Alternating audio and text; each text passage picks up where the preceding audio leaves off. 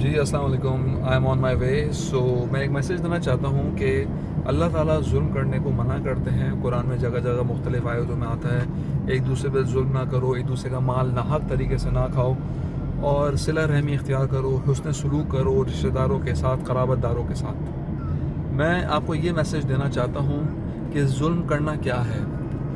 ایک دوسرے کا ناانصافی کرنا, تکلیفیں دینا, ناحق کسی کو ستانا, پریشانی مبتلا کرنا, جبکہ آپ کو معلوم ہے جو کچھ میں کر رہا ہوں یہ غلط ہے.